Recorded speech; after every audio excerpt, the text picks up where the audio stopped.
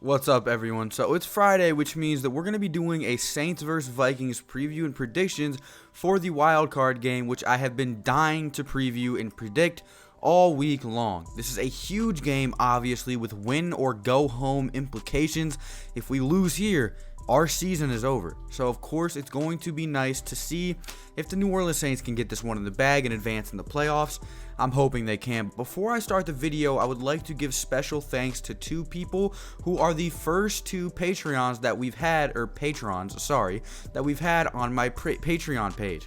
Miss Candace Farrington, thank you so much for your donation, and Real King Fan, you guys are greatly appreciated. I would like to use this time as a reminder to let you know that my Patreon is down in the description. All money given through Patreon will go directly back to my YouTube channel for equipment like cameras, microphones, lights, keyboards, anything like that, any various things, background items, anything. So if you would like to support the channel, my Patreon link will be in the description.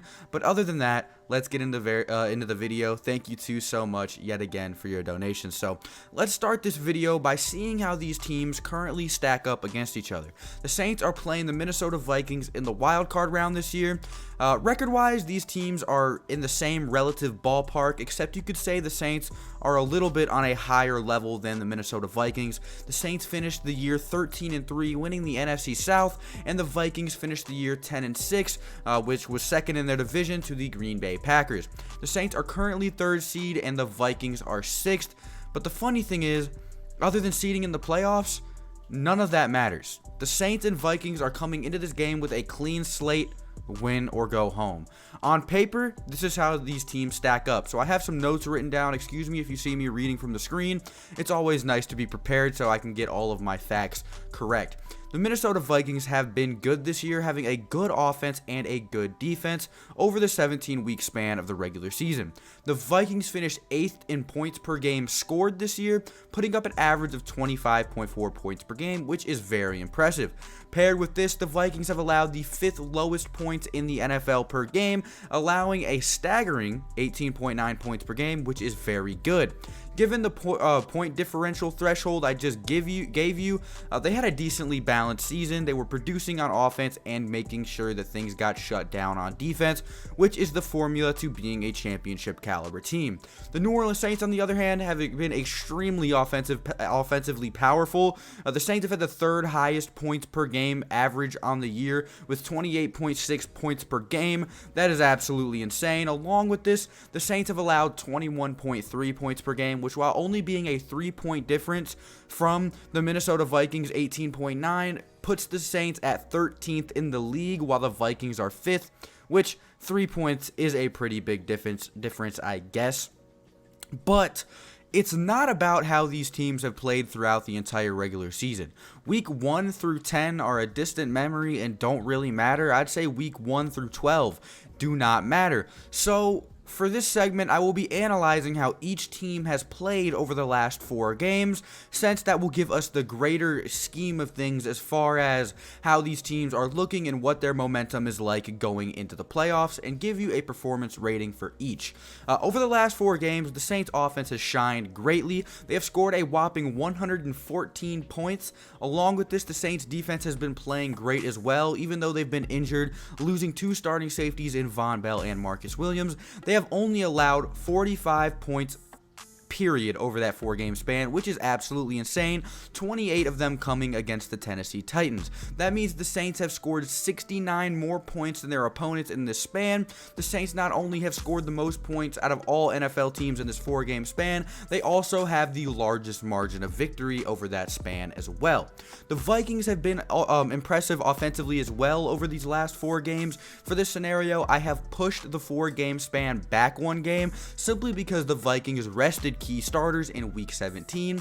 Over their 4-game span, the Vikings scored a total of 112 points, which is only 2 less than the New Orleans Saints. Much lower if you don't push the week back, but it's only fair. And they've allowed 77 points, which is a quite bit more than the New Orleans Saints. That means the Vikings have outscored their opponents by 35 points in total.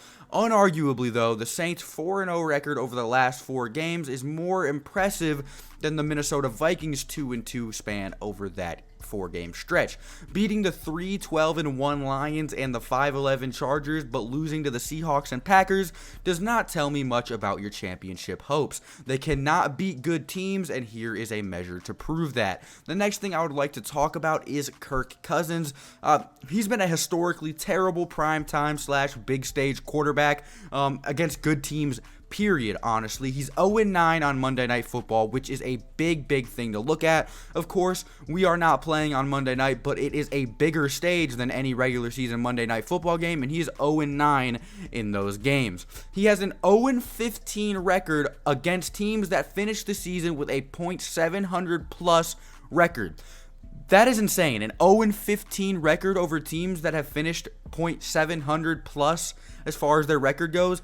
That is the worst record against top-tier teams among all quarterbacks in the Super Bowl era. 0-15. The Saints' 13-3 record gives them a .813 win percentage on the year, which is great for history's sake if you are a New Orleans Saints fan. It is no question that Kirk Cousins has had a big problem beating good teams, because he has.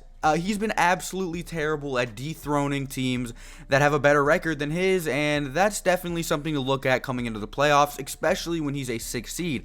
Every team he's playing, he might play in the playoffs other than like the Eagles, technically have a better record than the Vikings, so that's definitely something that you need to watch out for. Kirk Cousins is a terrible primetime quarterback. He's a terrible quarterback against good teams, and he has a very hard time bringing his team to victory.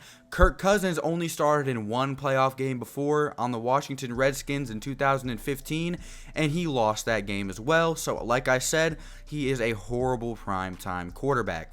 So what do I think? The New Orleans Saints are getting healthy at just the right time. There are only 2 players that are going to miss this game. Players like Michael Thomas, Drew Brees, Kiko Alonso, AJ Klein have been completely removed off of the injury report in total. They have no chance of missing this game. There are only 2 Saints that are out. There are that aren't on IR. Of course, you have Sheldon Rankins and Marcus Davenport and Alex Anzalone on IR. But other than that, only 2 active Saints players will be missing this game, and those are Eli Apple and Zach Line. Some of you may be cheering in your seats, celebrating that Eli Apple is out. I don't think that's the appropriate reaction, but I do. I'm not upset about it. I'm genuinely excited to see how Janoris Jenkins does in his position. We are finally getting back a full secondary, and barring any serious changes over the next 3 days, this is how the New Orleans Saints secondary is going to look. I know a lot of you have been confused, throwing in DJ Swearinger, throwing in Chauncey Gardner-Johnson at starting safety, or putting PJ Williams back at safety. This is how the secondary will look for Sunday, barring any significant changes. Cornerback 1, Marshawn Lattimore. Cornerback 2, Janoris Jenkins. Free safety, Marcus Williams. Strong safety, Von Bell. Nickel, which is the slot, PJ Williams, and dime, Chauncey Gardner-Johnson. The Vikings secondary is missing who I believe to be their best corner in Mackenzie Alexander.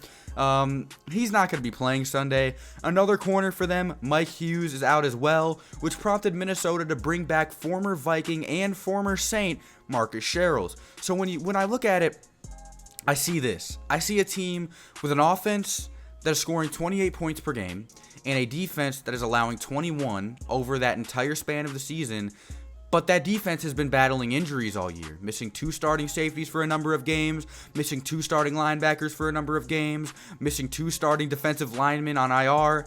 They've allowed 21 points per game, and they got healthy. They have all of their linebackers back. They have all of their safeties. All of our corners, except for Eli Apple, are back. We picked up Janoris Jenkins.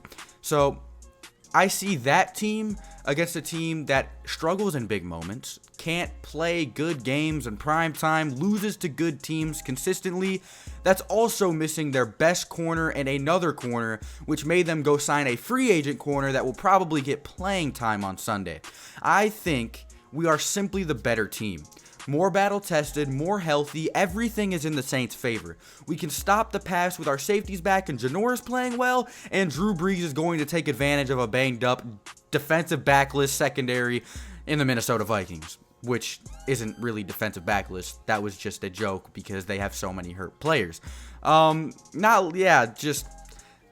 I have the New Orleans Saints winning this game. I have predicted the Saints to win every single game this year, except for Seattle Week 3, I believe.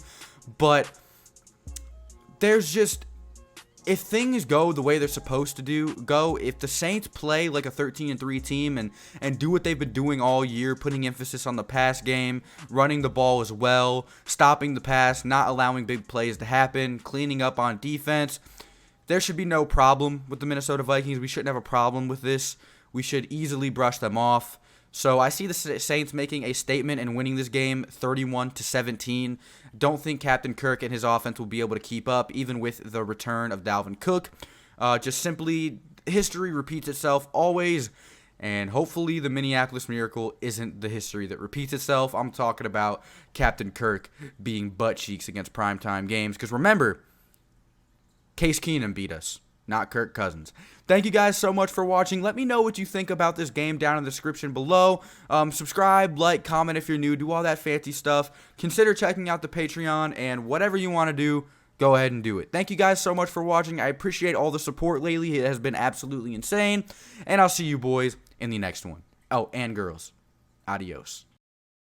Ballin' like Barkley, wrist so sparkly, internet surfing, feel like iCarly.